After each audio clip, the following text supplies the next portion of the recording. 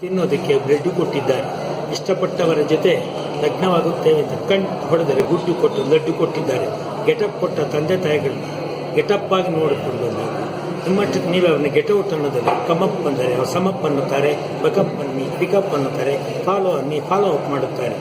ಹೆತ್ತ ತಂದೆ ತಾಯಿಗಳು ಹೆಚ್ಚು ನಲಿವರು ತಮ್ಮ ಹೆತ್ತ ಮಕ್ಕಳ ಹೆತ್ತ ವೇಳೆಗಿಂತ 10 ಜನ ಹೊಗಳಿದಾಗ.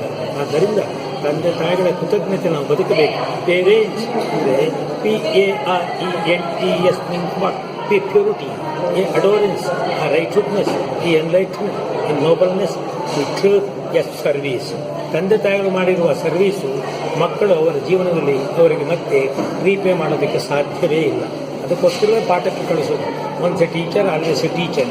TESCHER, the tolerance, the eloquence, the activeness, the calligrapher, the high-minded thinking, the emboldened, the ruler, ಬಾಯಲ್ಲಿ ಬೆಣ್ಣೆ ಬಗಲಲ್ಲಿ ದೊಣ್ಣೆ. in between A good students ಅನ್ನುವುದು ವಿದ್ಯಾರ್ಥಿ ಪಡ್ಕೊಂಡ್ಬಿಟ್ಟರೆ ತಂದೆ ತಾಯಿಗಳು ಹಾಗೂ ಶಿಕ್ಷಕರು ಸಮಾಜ ಕೃತಜ್ಞವಾಗಿರುತ್ತೆ. 13 ಅಕ್ಷರ ಇದೆ. AGOODSTUDENTS. A always like to be a teachers and parents and society. They treats everyone with smile. Go on time to classes. Angaranu observe daily lesson. He does daily homework means not pen and pad. ಅಪ್ಪ ಅಮ್ಮನ ಕೈಲಿ ತಾವು ಮಕ್ಕಳು coffee ಕುಡಿದ ಲೋಟ ತಟ್ಟೆಗಳನ್ನು ತೊಳಸಿಸಿದ್ದೇ ಆದರೆ ಅವರು ಭ್ರಷ್ಟರು, ಅವರ ಶಿಷ್ಟರನ್ನು.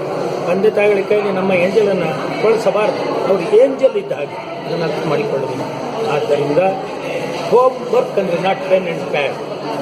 ತಂದೆ ತಾಯಿಗಳಿಗೆ ನಾವು ಕೃತಜ್ಞತೆ ತೋರಿಸಬೇಕು. Take good a studies with interest. The third your face towards to teacher, towards to parents, not towards to boys, not towards to girls. You understand everything in proper way. He dress neat and clean. He eager to know new things, yet never misbehave. He talk less in sometimes front of parents and society.